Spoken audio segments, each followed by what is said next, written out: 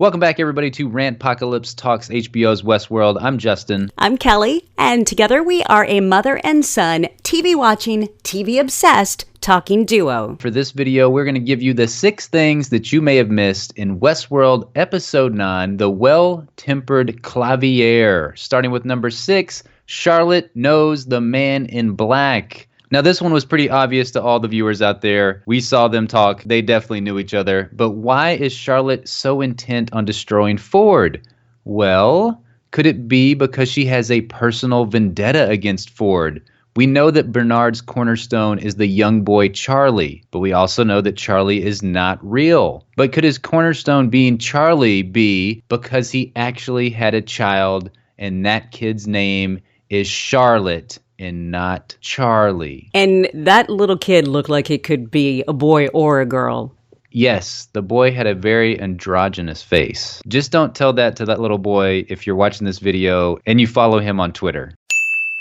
Our number 5 thing you may have missed, Dolores runs into her future dad. It was really cool to see the previous host iteration of Peter Abernathy's professor character, as Dolores had the flashbacks of seeing young Ford. So will we see Professor Abernathy again next season? I got my fingers crossed. I really hope so.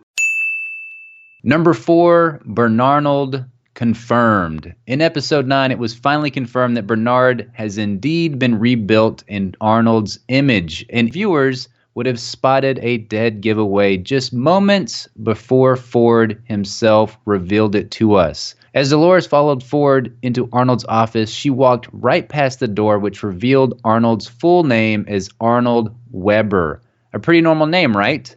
Well, yes, but it's also an anagram for Bernard Lowe. Reddit, you were all over this. I think they figured this one out in the very beginning of season 1, but it was very cool to see it confirmed and to see that nameplate on the door. Our number 3 thing is probably my favorite thing out of all the things you might have missed, and that was the Game of Thrones crossover. If you watch the Westworld movie, then you know that the Wild West isn't the only setting for the host, because there's also Roman world. This would fit in quite nicely with Game of Thrones, right?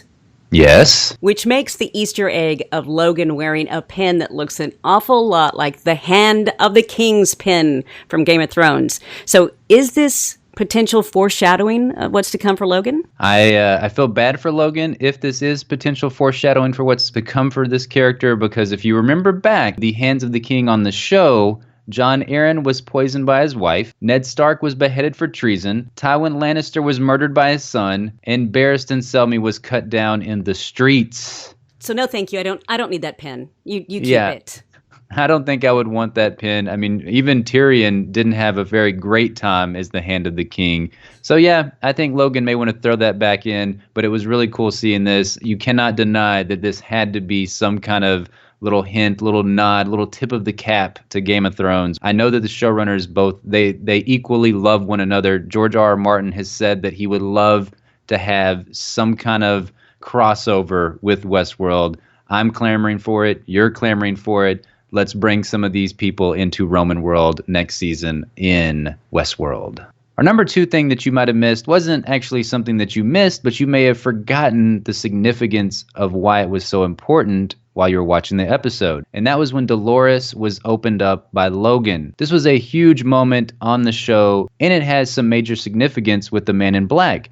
If you remember back, the Man in Black was talking to Teddy about opening one of the hosts up in one of his previous visits to the park. He tells Teddy, and then they changed you, made you this sad, real mess, flesh and bone, just like us. And our number 1 moment you may have missed actually plays right into that. And it was the photo that busted Peter's brain. Way back in the very first episode, it was a picture of a girl standing in Times Square that sent Peter Abernathy into a spin and eventually earned him a stint in cold storage. But now, 8 episodes later, we have finally learned who that really was. It was William's fiancée and Logan's sister, Juliet. So does this piece of evidence, combined with William seeing the host opened up, as well as Dolores whispering, "William," as the Man in Black entered the church towards the end of the episode, finally confirm that William is the Man in Black?